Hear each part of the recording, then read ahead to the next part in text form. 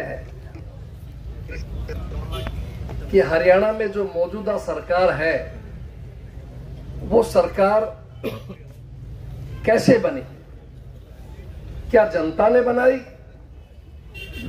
या ईवीएम ने बनाई या वोटों की हेराफेरी ने बनाई। जब वोट डाले जाते हैं तो परसेंटेज कुछ होती है, 3 दिन बाद कुछ परसेंटेज अलग रहती है।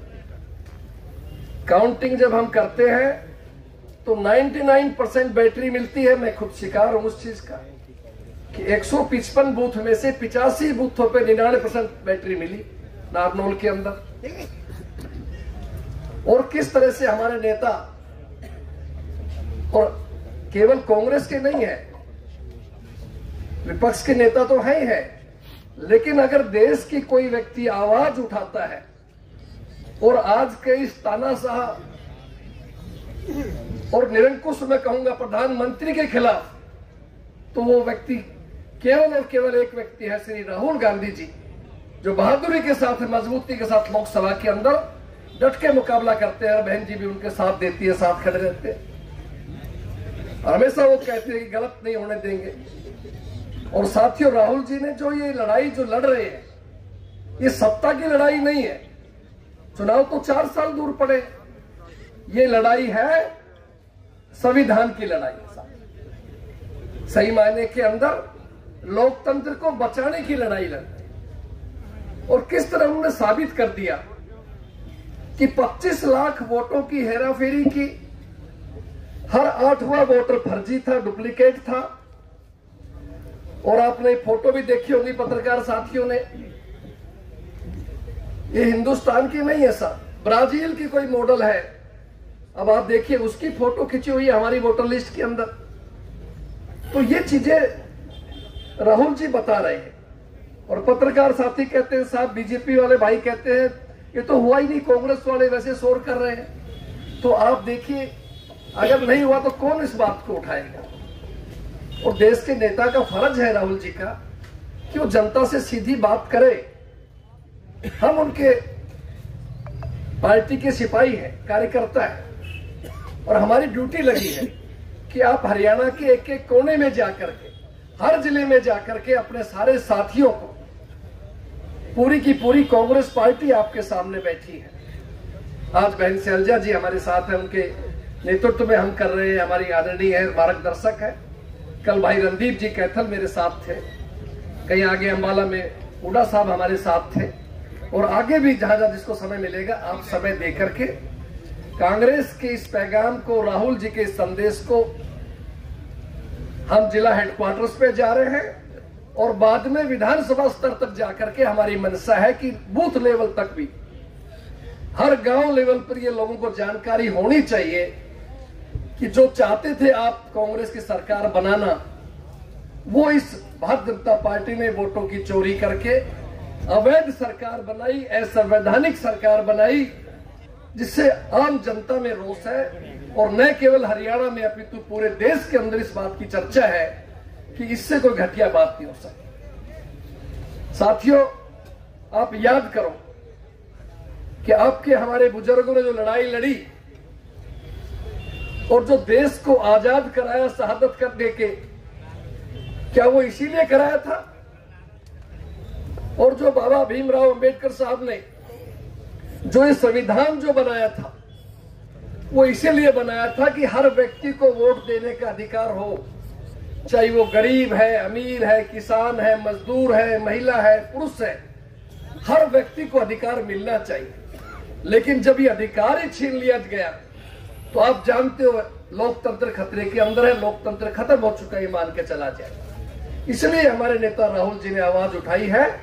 और आपको जानकारी देना चाहता हूं कि आने वाली 14 दिसंबर रविवार को दिल्ली के रामलीला मैदान के अंदर कांग्रेस पार्टी की तरफ से वोट चोर गद्दी छोड़ महारैली का आयोजन किया जा रहा है। उसके लिए मैं आप सबको और हमारी कांग्रेस के सम्मानित नेता आपको निमंत्रण देने के लिए भी आए हैं, न्योता देने के लिए भी आए हैं कि आवाज केवल सिरसा के इस प्रांगण में नहीं, दिल्ली भी जाके आपको हमें लड़नी है। और आप बहादुर लोग हैं, मुझे भरोसा है कि यहाँ का एक एक कार्यकर्ता दिल्ली पहुंच करके राहुल जी के उस संदेश को अपने सामने सुनेगा, ताकि सरकार को हम हिला सके, सरकार को एहसास करा सके कि वास्तविकता के अंदर आज देश खतरे में है, लोगों की आवाज खतरे के अंदर है। खुद भाजपा के विधायक कहते थे, मंत्री जो आज बने हुए हैं, कि हम तो विपक्ष के विधायक के लिए कोशिश कर रहे हैं, राज तो कांग्रेस का बनना है, आपका बनना है। तो ये साथियों आपको अलग जगाने आए हैं। सिरसा के बहादुर लोगों का मैं बधाई देना चाहता हूं कि आपने बहन शैलजा जी जैसे एक अनुभवी नेता को सांसद बनाया, और थोड़े मोड़े नहीं, लाखों वोटों जिता करके भेजा आपने एक बहादुरी के साथ, इसकी बधाई है। हमारे विधायकों को, नौजवान विधायक आपके सामने बैठे हैं, 3-3 विधायक आपने चुन के भेजे हैं, और अगर 1-2 नहीं आए वो भी आप समझ लेना साजिश थी। बहुत सी जगह बीजेपी और दूसरी पार्टियां मिल गई थी, किसी भी तरह कांग्रेस का नुकसान किया जाए। इस बात का विशेष हमें ध्यान रखना है। आप लोग बहादुर हैं, आने वाले समय में भी लोकसभा भी और विधानसभा की सभी सीटें भी अपने को जीतनी है, कांग्रेस को मजबूत बनाना है, राहुल जी को मजबूत बनाना है। और ये जो अभियान जो शुरू किया हुआ है हमारी पार्टी ने, इस अभियान को पूरी तरह से आपको समर्थन देना है।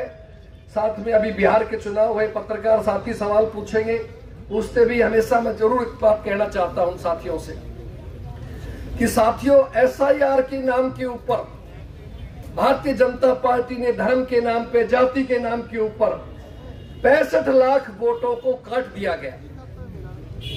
कांग्रेस ने सवाल किया, राहुल जी ने सवाल किया, लेकिन अब तक उसकी जानकारी नहीं दे पाई है कौन कौन से वोट काटे गए। 21 लाख नए वोट जोड़ दिए अपनी पसंद के लोगों के, कोई जानकारी नहीं है।